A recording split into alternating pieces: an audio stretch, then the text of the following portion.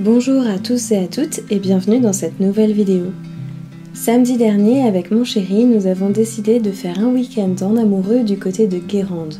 Nous avons donc décidé pour commencer d'aller faire un tour sur la route des Marais Salants.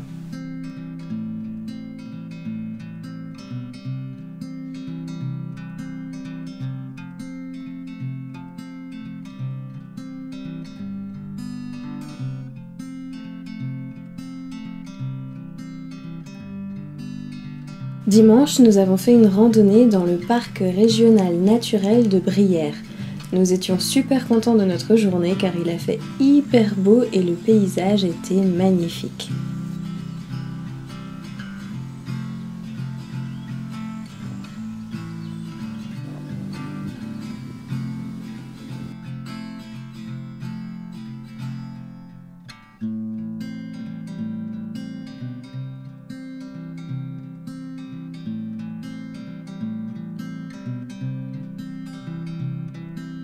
Je suis sur le point de faire un petit changement de décor avec le macramé qui est juste derrière moi parce qu'il est situé au-dessus du bureau de mon chéri, c'est sa plante qui est dedans, il m'avait demandé de lui en faire un pour mettre à cet endroit, mais en fait il le trouve un petit peu trop court, donc j'en ai fait un plus long et je vais échanger les deux pour lui faire la surprise.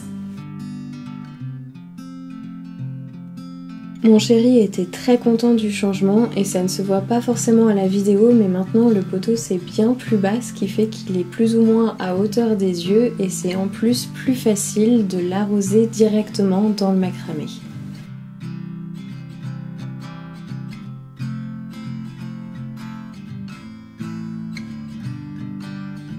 Nous sommes mercredi après-midi et c'est donc l'heure de préparer le goûter. Cette semaine, comme il a fait super chaud, j'avais pas du tout envie d'allumer le four, donc j'ai décidé de préparer de la mousse au chocolat. Pour la recette que je vais faire aujourd'hui, je vais utiliser la meilleure recette que je connaisse, qui est celle de mon papa, qui est le roi de la mousse au chocolat. Et donc je suis passée après le travail ce midi au magasin en vrac pour acheter des pépites de chocolat et des œufs, et c'est les seuls ingrédients dont je vais avoir besoin pour préparer cette recette.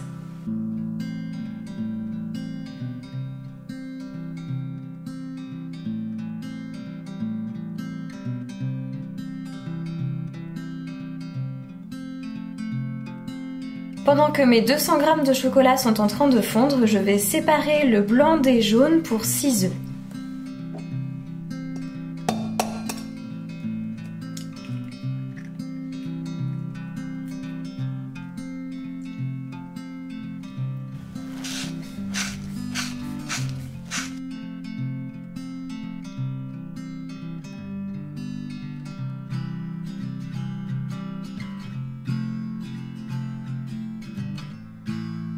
Je vais maintenant mélanger les jaunes d'œufs avec le chocolat fondu.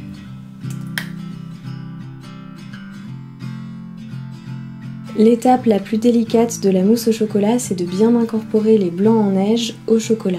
Et malheureusement, je ne maîtrise pas tout à fait le processus, j'y arrive bien une fois sur deux et là je me suis un peu ratée, j'ai trop mélangé, ce qui fait que le dessus de la mousse était bien aéré et le dessous était un petit peu trop compact à mon goût. Ça change absolument rien au goût final de la mousse qui était très bon, mais la texture n'était pas tout à fait ça.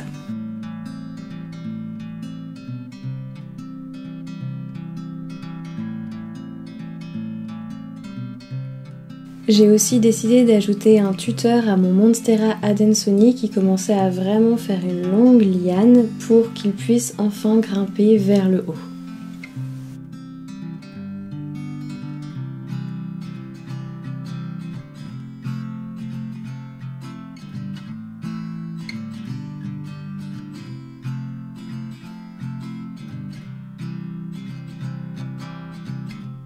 J'ai aussi accroché mon potos néon dans la chambre en le mettant dans le macramé qui était à la base dans le bureau.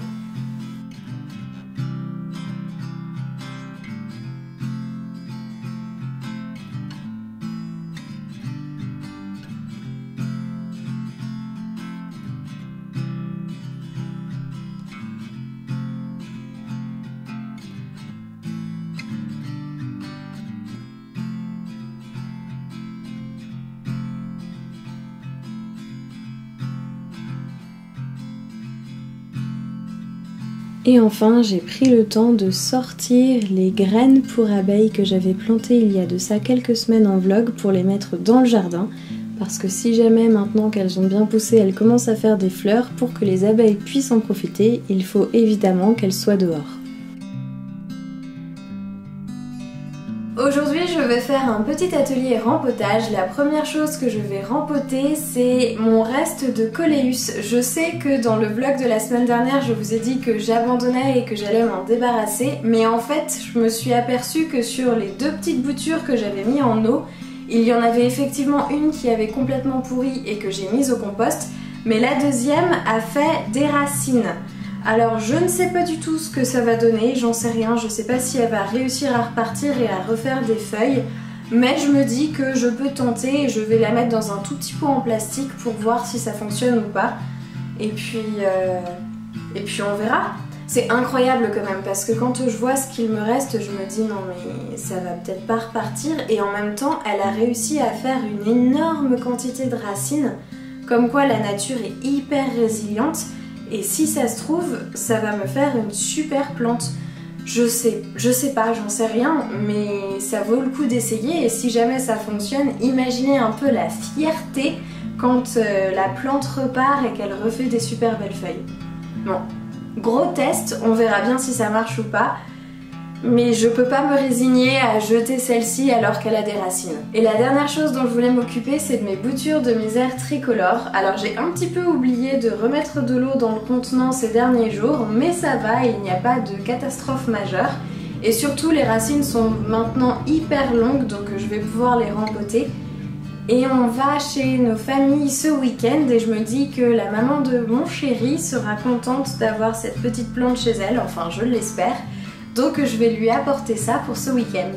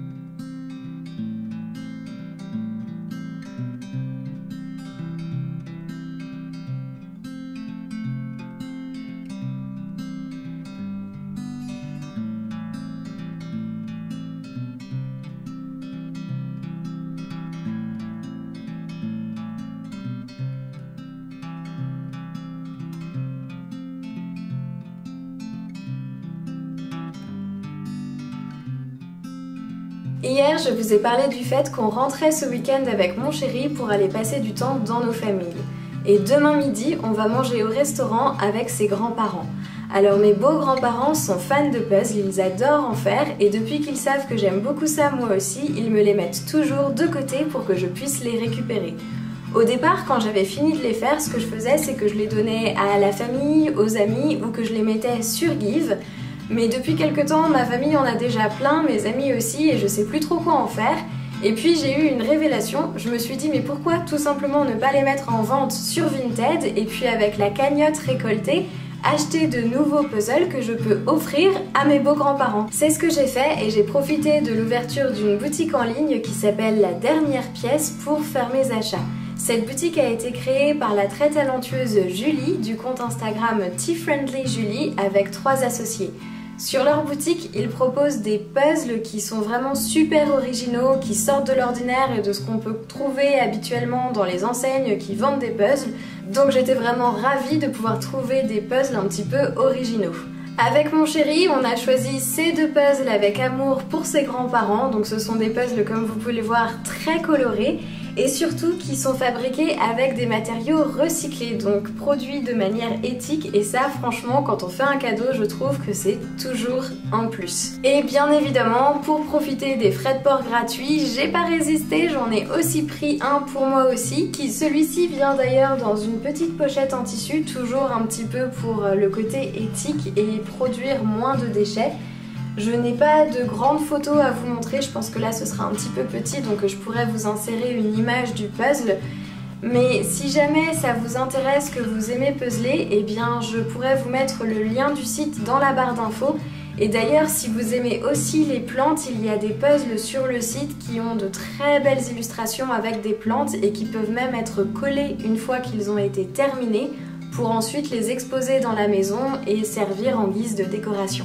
La deuxième chose dont j'avais envie de vous parler aujourd'hui, c'est de cette magnifique plante, ce philodendron micans que j'ai réussi à trouver. Comme quoi j'ai vraiment eu raison de ne pas passer ma commande la semaine dernière.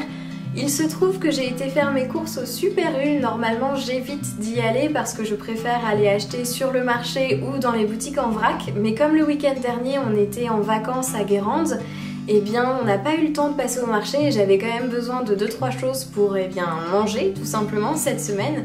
Et ils ont un petit rayon plantes, donc forcément je suis passée y faire un tour et je suis tombée sur 2 rescapés, donc il y avait 2 philodendrons comme celui-là. J'ai pris le plus beau des 2 et je suis vraiment super contente de mon achat.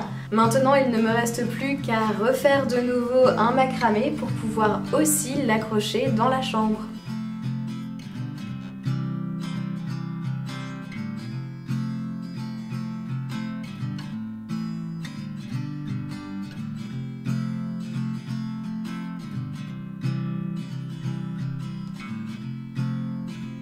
Pour offrir mes puzzles, j'ai décidé de les emballer dans mes furoshiki. C'est une technique qui vient du Japon qui consiste à emballer les objets qu'on veut offrir dans des morceaux de tissu plutôt que dans du papier pour éviter de produire des déchets. Alors les miens ne sont pas des vrais furoshiki, ce sont simplement des morceaux de tissu que j'avais trouvés jolis, que j'ai découpés en carrés et que je réutilise maintenant depuis plusieurs années. Je trouve que c'est vraiment une technique super pour offrir des cadeaux parce que l'emballage est vraiment hyper rapide et en plus super joli.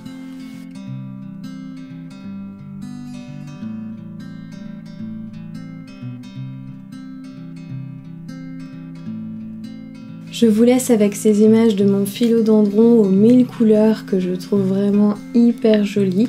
J'espère que ce vlog vous aura plu, si c'est le cas n'hésitez pas à laisser un petit pouce en l'air et à vous abonner à la chaîne et je vous dis à bientôt.